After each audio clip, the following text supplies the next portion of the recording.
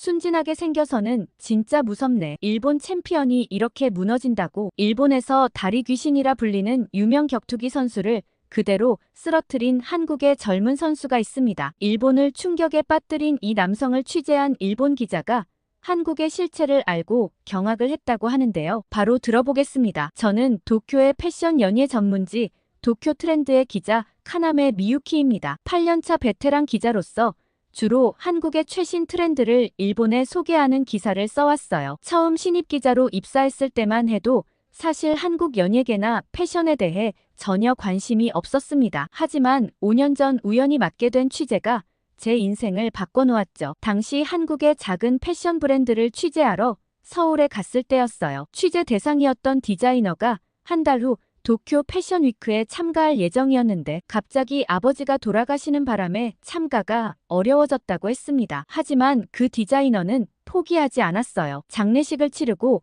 바로 작업실로 돌아와 밤낮으로 작업했습니다. 주변에서는 무리하지 말라고 만류했지만 그는 이번 기회를 놓치면 다시는 기회가 오지 않을 것이라며 끝까지 도전했죠. 저는 한국 디자이너의 투혼에 감동받아 매일 작업실을 찾아가 그의 작업 과정을 지켜보았습니다. 잠도 제대로 못 자고 식사도 거른 채 컬렉션을 완성해가는 모습이 너무나 인상적이었어요. 결국 그는 도쿄 패션 위크에서 놀라운 성과를 거두었습니다. 이 취재를 계기로 저는 한국의 패션과 문화에 매료되었어요. 한국 디자이너들의 열정과 도전 정신 그리고 끈기는 제가 본 어떤 나라의 디자이너들보다도 특별했습니다. 이후 저는 한국 전문 기자가 되기로 결심했죠. 매달 한국을 방문하며 패션 트렌드를 취재했어요. 특히 신진 디자이너들의 작품을 소개하는데 많은 공을 들였습니다. 제가 발굴한 디자이너들이 일본에서 성공할 때마다 말로 표현할 수 없는 보람을 느꼈어요. 그렇게 한국에 오며 가며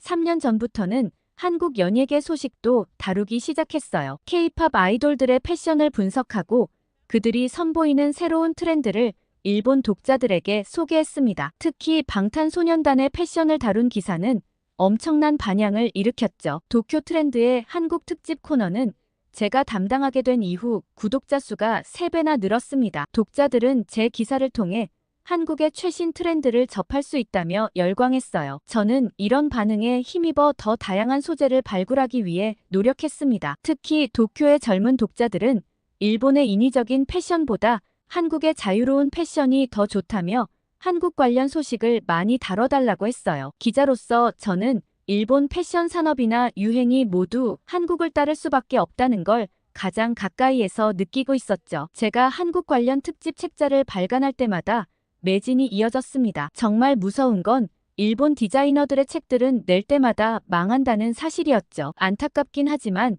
이게 업계의 현실이었습니다. 어쨌든 저는 반응이 좋은 한국 관련 패션 기사들을 연달아 히트시키며 이런 성과들이 인정받아 작년에는 올해의 패션 저널리스트상을 수상했어요. 한국 전문 기자로서는 처음 있는 일이었습니다. 수상 소감에서 저는 한국 패션과 문화의 저력을 알리는데 제 삶을 바치겠다고 다짐했죠. 그러던 어느 날 다른 경제 잡지사에서 패션 관련 얘기 말고 한국에 관한 어떤 내용이라도 좋으니 칼럼을 하나 써달라고 했어요. 저와 관련 있는 분야도 아니었기 때문에 처음엔 좀 걱정을 했죠. 하지만 그때 아버지와의 있었던 대화가 생각났어요. 기대 없이 쓴 글이었는데 그 칼럼이 큰 반향을 일으켰죠. 아버지는 IMF 외환위기 당시 한국에서 무역업을 하셨는데 그때의 경험을 담은 글이었습니다. 아버지는 1997년부터 2000년까지 한국의 섬유회사와 거래하셨어요. IMF 위기가 닥쳤을 때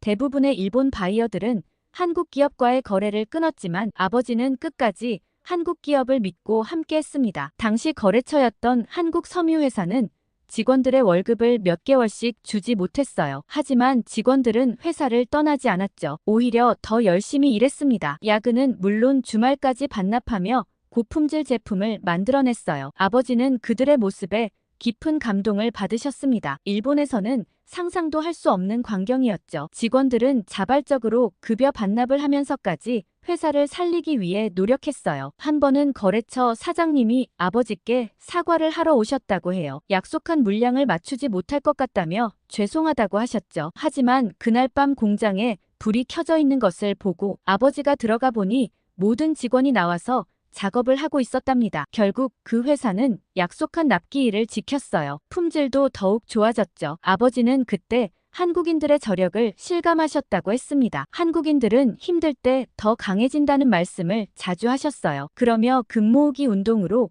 IMF를 이겨낸 걸 보면 한국인들은 보통이 아니라고 하셨죠. 당시 IMF의 구제금융을 받은 나라들은 모두 개발도상국 신세를 면치 못하고 있는 반면 한국은 강대국의 반열에 올랐으니까요. 아무튼 당시 아버지와 거래하던 그 회사는 IMF를 이겨내고 지금은 세계적인 기업이 되었습니다. 아버지는 은퇴하신 지금도 그 회사 사장님과 연락을 주고받으신다고 해요. 제가 한국 전문 기자가 된 것도 어쩌면 이런 아버지의 영향이 컸는지도 모릅니다. 하지만 이런 즐거운 나날도 오래가지 못했어요. 얼마 전 회사에서 대규모 구조조정 소식이 들려왔습니다. 패션업계의 불황으로 인한 불가피한 조치라고 했죠. 처음에 저는 영향을 받지 않을 거라고 생각했어요. 한국 특집 코너의 실적이 좋았기 때문입니다. 하지만 예상은 빗나갔죠. 패션 연예부 자체가 없어지고 스포츠부로 통합된다는 소식이었습니다. 스포츠부 발령 통지를 받던 날 아버지의 말씀이 떠올랐어요. 한국인들은 힘들 때 더 강해진다는 그 말씀이요. 하지만 저는 그런 강인함이 없었습니다. 특히 격투기를 담당하게 된다는 소식을 듣고는 눈앞이 캄캄해졌어요. 어릴 때부터 폭력적인 것을 극도로 싫어했거든요. 격투기는 저와는 전혀 맞지 않는 분야였습니다. 패션과 연예계의 화려함 대신 링 위의 거친 몸싸움을 다뤄야 한다는 것이 너무나 충격적이었어요. 하고 싶지 않은 일이라 사직서를 쓰려다가 문득 IMF 시절 한국 기업들의 이야기가 떠올랐습니다. 그들은 더 힘든 상황에서도 포기하지 않았죠. 저도 이 위기를 새로운 도전의 기회로 삼기로 했어요. 하지만 스포츠부 발령 첫날 데스크에서 건넨 자료들은 모두 피와 땀으로 얼룩진 경기 사진들이었어요. 과거 패션지에서 다루던 화려한 무대와는 너무나 다른 광경에 속이 메스꺼워졌죠. 어릴 적 격투기를 혐오하게 된 이유가 있었습니다. 초등학교 시절 TV에서 본 격투기 경기에서 선수가 피를 흘리며 쓰러지는 장면이 트라우마로 남았어요. 그날 이후 격투기 관련 영상만 보면 몸이 떨리고 구토감이 들었죠. 하지만 이제는 격투기를 취재해야 하는 상황이 되었습니다. 특히 유키 선수는 일본 격투기의 자존심이었어요. 그의 경기는 항상 KO 승으로 끝났고 상대 선수가 피를 흘리며 쓰러지는 장면으로 유명했죠. 첫 취재를 준비하면서 밤잠을 설쳤습니다. 데스크는 유키 선수의 화려한 전적과 기술을 자세히 다루라고 지시했어요. 하지만 저는 경기 영상 하나도 제대로 보지 못했죠. 시작하자마자 고개를 돌려야 했으니까요. 결국 도움을 청하기로 했습니다. 스포츠부의 선배 기자를 찾아가 솔직하게 제 상황을 설명했어요. 격투기를 볼 수 없는 제가 어떻게 취재를 해야 할지 막막하다고 털어놨죠. 선배는 의외의 조언을 해주었습니다. 격투기를 스포츠가 아닌 무용이나 발레처럼 보라고 했어요. 선수들의 움직임에서 예술성을 찾으라는 것이었죠. 또한 선수들의 인간적인 면모에 집중하라고 조언해 주었습니다. 그 말을 듣고 다시 유키 선수의 영상을 보기 시작했어요. 이번에는 기술의 화려함이 보이기 시작했습니다. 마치 춤을 추듯 자연스러운 동작들 피하는 것에만 집중하던 제 시선이 조금씩 변하기 시작했죠. 하지만 여전히 불안했습니다. 데스크는 이번 경기가 유키 선수의 38번째 승리가 될 것이라며 기대에 차 있었어요. 상대 선수인 이성현에 대해서는 이렇다 할 설명도 없었죠. 그저 유키 선수의 화려한 경력을 더욱 빛나게 해줄 재물 정도로만 여겼습니다. 모두들 한국 선수가 불쌍하다는 반응뿐이었죠. 그렇게 저는 유키 선수의 방어전 취재를 담당하게 되었고 그저 지면을 채우기 위한 내용만 쓰면 된다는 팀장님의 말을 듣고 한국으로 출장을 떠나게 되었습니다. 비행기를 타고 김포공항에 도착했을 때는 이미 늦은 저녁이었어요. 다음 날 아침부터 본격적인 취재가 시작될 예정이었습니다. 호텔에 도착해서도 밤새 뒤척였죠. 과연 내일 어떤 일이 벌어질지 두렵고 떨렸습니다. 다음 날 이성현 선수가 다니는 체육관을 찾았습니다. 그런데 체육관에 들어서자마자 특별한 광경을 목격했습니다. 태국의 무에타이 챔피언인 어떤 선수가 울면서 관장님을 끌어안고 있었어요. 처음엔 무슨 일이 있었나 걱정했지만 알고 보니 기쁨의 눈물이었습니다. 이 선수는 2년 전 심각한 무릎 부상으로 선수 생활을 포기해야 했어요. 태국의 유명 병원에서도 포기하라는 말만 들었죠. 하지만 SNS를 통해 한국 병원을 찾아야겠다고 생각했고, 이 체육관에서 재활에 성공한 해외 선수들의 소식을 듣고 마지막 희망을 걸고 한국을 찾아왔다고 합니다. 이 체육관의 특별한 재활 시스템이 그를 다시 링 위에 설 수 있게 했어요. 최신식 의무실에 상주하는 의료진들이 24시간 선수들의 재활을 도왔습니다. 특수 센서가 부착된 글러브로 그의 모든 동작을 분석했고 빅데이터를 통해 최적의 훈련 프로그램을 제공했죠. 특히 인상적이었던 건 한의학과 현대의학의 결합이었어요. 오전에는 물리치료사의 재활 치료를 받고 오후에는 한의사의 치료를 받았습니다. 3층 높이의 트레이닝장에서는 그의 움직임을 고속 카메라로 촬영해 미세한 문제까지 교정했죠. 이미 많은 선수들의 성공 사례가 알려지면서 세계 각국의 선수들이 몰려들기 시작했어요. 취재 당시에도 미국의 UFC 파이터와 일본의 K1 선수들이 훈련하고 있었습니다. 그들은 하나같이 이곳의 시스템을 배우기 위해 왔다고 했죠. 가장 감동적이었던 건 선수들을 대하는 태도였어요. 누구나 평등하게 대우받았고 개인별 맞춤 프로그램이 제공됐습니다. 청소부터 장비 관리까지 모든 것이 체계적으로 운영되는 모습은 마치 고급 호텔 같았죠. 다행히도 울고 있었던 태국 선수는 이제 2달 뒤면 복귀전을 치른다고 했어요. 2년 만에 기적 같은 재기였습니다. 그는 한국의 과학적인 트레이닝 시스템과 따뜻한 정성이 자신을 살렸다며 또다시 눈물을 보였죠. 첫날은 한국 트레이닝 시스템과 재활 프로그램을 알아보는 데만 해도 시간이 많이 흘렀습니다. 그렇게 첫날 체육관 취재를 마치고 나오는데 담당자가 내일 새벽 5시에 다시 와보면 좋겠다고 했습니다. 진짜 모습을 보고 싶다면 새벽 훈련을 봐야 한다고 했어요. 아침잠이 많은 저였지만 이성현 선수의 훈련 모습을 보고 싶어 다음날 새벽 일찍 체육관을 찾았습니다. 놀랍게도 새벽 4시 30분인데 체육관 앞에는 이미 여러 명의 선수들이 도착해 있었어요. 다들 단정한 트레이닝복 차림이었고 피곤한 기색 하나 없이 밝은 표정이었습니다. 정각 5시가 되자 이성현 선수가 도착했어요. 선수들은 일제히 허리를 숙여 인사했습니다. 단순한 목례가 아닌 정중한 인사였죠. 이성현 선수도 한 명 한 명과 눈을 맞추며 인사를 나눴어요. 훈련이 시작되기 전 선수들은 도장 바닥 청소부터 시작했습니다. 사범님께서 청결이 예의의 시작이라고 가르쳤다고 해요. 걸레질을 할 때도 방향이 정해져 있었고 모두가 정성스레 청소했죠. 청소가 끝나자 준비운동이 시작됐어요. 놀랍게도 준비운동 전에 사범님께 큰 절을 올렸습니다. 이성현 선수도 예외 없이 절을 했죠. 챔피언이라는 타이틀이 무색할 만큼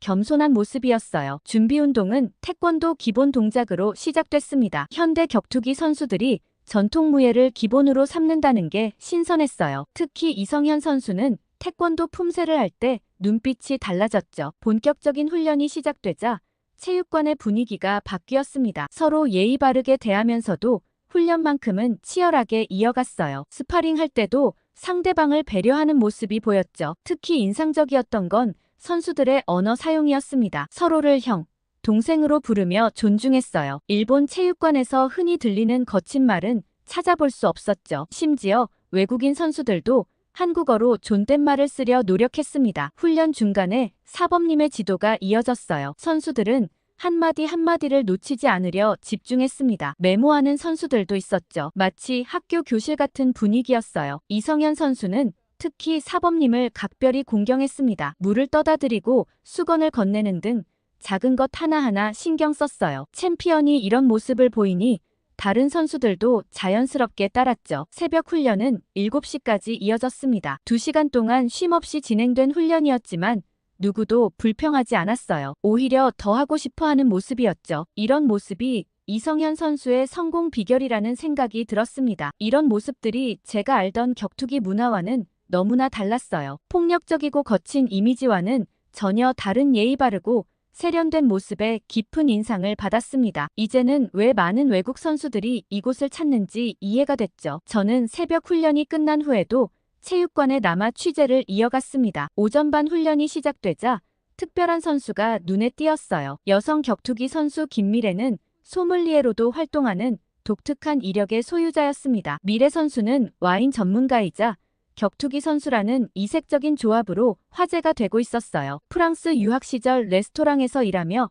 소믈리에 자격증을 땄다고 합니다. 처음에는 단순히 이색 경력이 궁금해 인터뷰를 요청했죠. 하지만 그녀의 이야기는 예상과 전혀 달랐어요. 프랑스에서 소믈리에로 일하던 중 겪은 충격적인 사건이 있었다고 했습니다. 한 번은 늦은 밤 레스토랑 마감 후 귀가하던 중이었다고 해요. 인적이 드문 거리에서 낯선 남성들에게 위협을 당했죠. 다행히 근처 가게 주인의 도움으로 큰일은 없었지만 그날 이후 자기 방어의 필요성을 절실히 느꼈다고 합니다. 귀국 후 격투기를 배우기 시작했대요. 처음에는 호신술 정도만 배우려 했지만 점점 격투기의 매력에 빠져들었고 결국 프로 선수의 길을 택했다고 합니다. 놀라웠던 것은 그녀가 여전히 소믈리에 일을 병행한다는 점이었어요. 낮에는 고급 레스토랑에서 와인을 설명하고 밤에는 체육관에서 훈련했죠. 두 가지 직업 모두 프로페셔널한 모습으로 임했습니다. 특히 인상적이었던 건 프랑스 미슐랭 레스토랑에서 있었던 일화였어요. 한국인 여성 소믈리에라는 이유로 무시당했을 때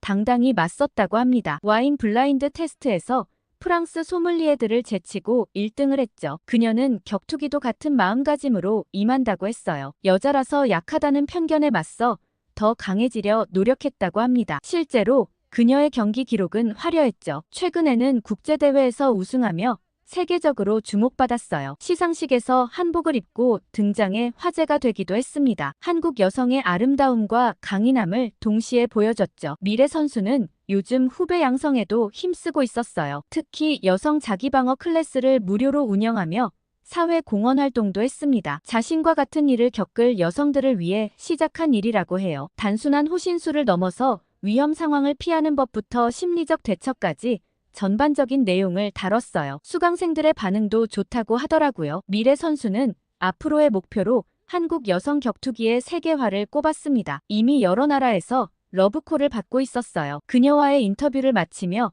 한국 여성의 새로운 모습을 발견한 것 같았습니다. 더 이상 약하고 보호받아야 할 존재가 아닌 당당하고 강인한 모습이었어요. 이것이 바로 현대 한국 여성의 참모습이 아닐까 하는 생각이 들었죠. 미래 선수와의 인터뷰를 마치고 체육관을 나서려는데 늦은 저녁 시간임에도 불구하고 누군가 열심히 훈련하는 소리가 들렸습니다. 처음에는 한국 선수인 줄 알았는데 일본어로 기합 소리를 내는 것이 들려 발걸음을 멈췄어요. 나중에 알게 된 사실이지만 타나카 켄지라는 일본 선수였습니다. 그는 2년 전까지만 해도 일본의 유명 격투기 단체에서 활약하던 선수였어요. 하지만 큰 부상으로 인해 선수 생활을 접어야 했죠. 보험도 들지 않은 상태였기에 치료비로 모든 재산을 써버렸다고 합니다. 결국 노숙자 생활까지 하게 되었어요. 극단적인 선택까지 고민하던 중 우연히 이곳 관장님을 만나게 되었죠. 당시 관장님은 일본 대회 참석차 도쿄에 있었다고 해요. 공원 벤치에서 잠들어 있던 켄지를 발견했죠. 처음에는 그저 지나칠 수도 있었지만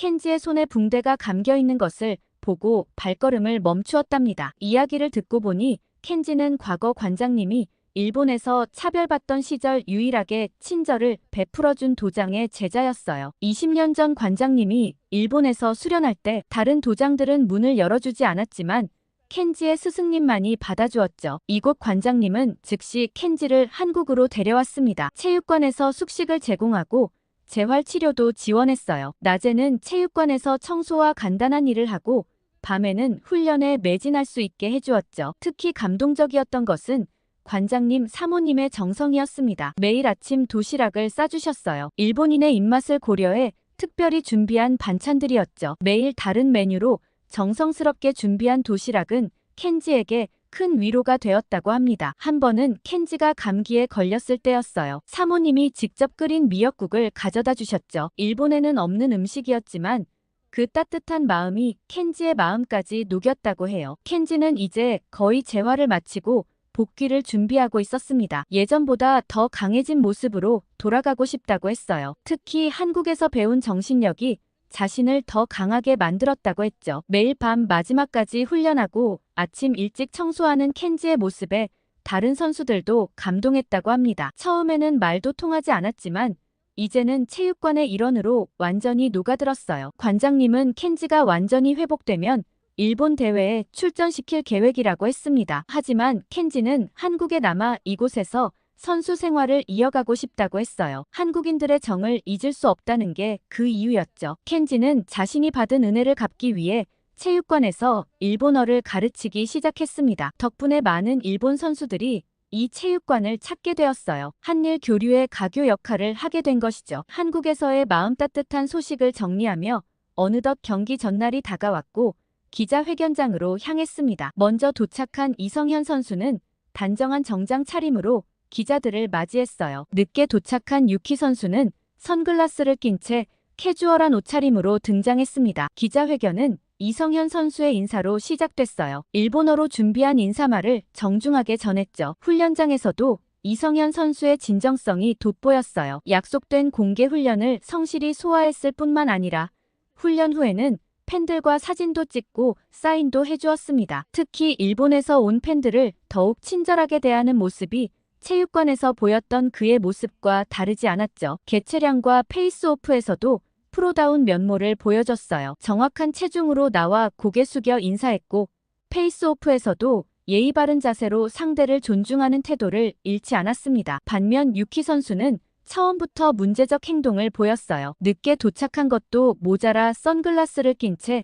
캐주얼한 옷차림으로 등장했습니다. 뒤로 기대앉은 채 불성실한 태도로 일관했고 통역이 있음에도 한국 기자의 질문에는 일부러 답변을 회피했죠. 더 충격적인 건 한국 선수들은 실력이 없다며 1라운드 KO 승을 장담하는 오만한 발언이었어요. 차량에서는 100g을 초과해 30분이나 기다리게 했고 페이스오프에서는 일부러 이성현 선수의 어깨를 치고 지나가는 도발까지 했습니다. 컨디션 관리를 핑계로 공개 훈련도 불참을 선언했죠. 두 선수의 대조적인 모습은 일본 언론의 관심도 끌었어요. 한 유명 스포츠지는 이성현 선수의 인성과 실력을 높이 평가하는 기사를 실었습니다. 유키 선수의 태도에 대해서는 아쉬움을 표했죠. 하지만 결과적으로는 유키 선수가 이길 수밖에 없다는 취지의 기사들이 쏟아졌습니다. 경기 당일 아침까지 이성현 선수는 흐트러짐이 없었어요. 대기실에서 조용히 명상하며 컨디션을 조절했고 링에 오르기 전에는 사범님께 큰 절을 올리는 예의도 잊지 않았죠. 하지만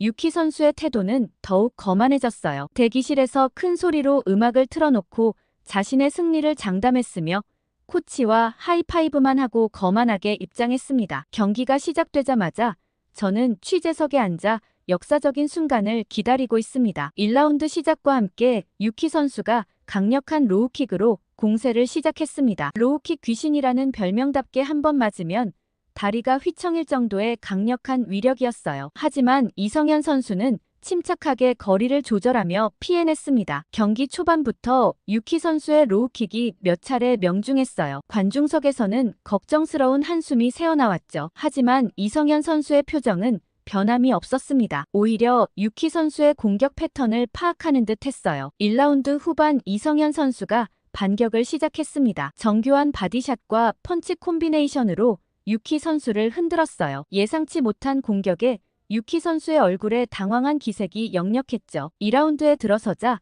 경기 양상이 달라졌어요. 이성현 선수가 펼치는 다양한 공격 패턴에 유키 선수가 혼란스러워하는 모습이었습니다. 특히 이성현 선수의 로우킥이 유키 선수의 다리에 연이어 적중했어요. 유키 선수도 만만치 않았습니다. 강력한 왼발 로우킥으로 이성현 선수의 왼쪽 다리를 공략했어요. 하지만 이성현 선수는 오히려 앞으로 전진하며 근접전을 시도했죠. 예상치 못한 전술 변화였습니다. 3라운드 초반 유키 선수의 로우킥이 또다시 이성현 선수의 다리를 강타했어요. 순간 이성현 선수가 비틀거렸습니다. 유키 선수의 입가에 승리를 직감한 듯한 미소가 번졌죠. 하지만 그것은 함정이었어요. 비틀거리는 척하던 이성현 선수가 갑자기 폭발적인 니킥을 날렸습니다. 불의의 일격을 맞은 유키 선수가 잠시 균형을 잃었어요. 관중석에서 놀라움의 환성이 터져나왔죠. 3라운드 후반으로 갈수록 두 선수 모두 지친 기색이 역력했습니다. 유키 선수의 로우킥은 위력을 잃어갔고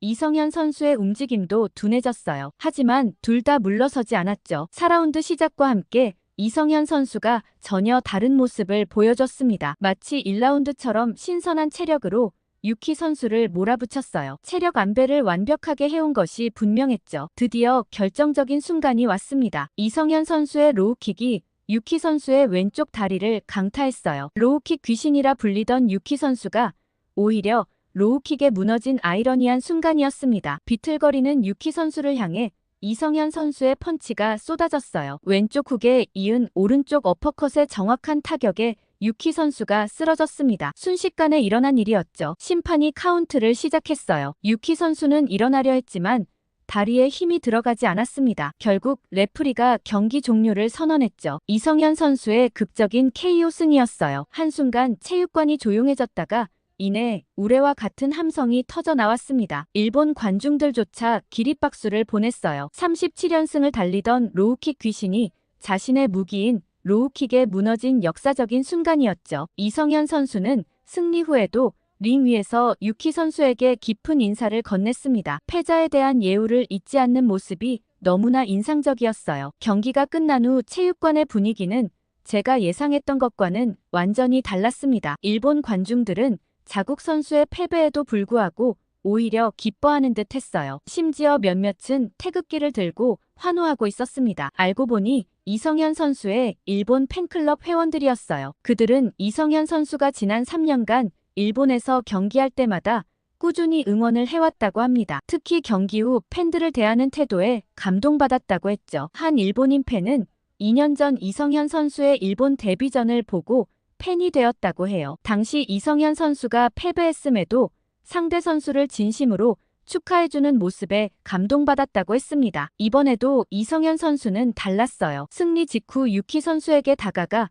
허리 굽혀 인사를 했습니다. 유키 선수의 코너로 가서 코치진에게도 감사 인사를 전했죠. 승자의 여유가 아닌 진정한 존중이 느껴지는 순간이었어요. 특히 감동적이었던 건 시상식에서였습니다. 챔피언 벨트를 받은 후 이성현 선수는 마이크를 잡았어요. 유창한 일본어로 유키 선수에게 감사 인사를 전했죠. 훌륭한 선수와 경기할 수 있어서 영광이었다는 말에 관중들은 뜨거운 박수를 보냈습니다. 인상적이었던 건 경기 후 기자회견장에서의 모습이었습니다. 이성현 선수는 자신의 승리보다 유키 선수의 투혼을 더 많이 언급했어요. 특히 유키 선수의 로우킥 실력을 극찬하며 많이 배웠다고 했죠. 회견이 끝난 후에도 일본 취재진을 위해 따로 시간을 내어 인터뷰에 응하고 심지어 늦은 시간까지 모든 팬들의 사인 요청도 들어주었죠. 이렇게 배려심 깊은 선수가 있다는 걸 당시엔 몰랐어요. 하지만 그 이후 스포츠 기사를 쓰기 위해 선수들과 인터뷰를 할 때마다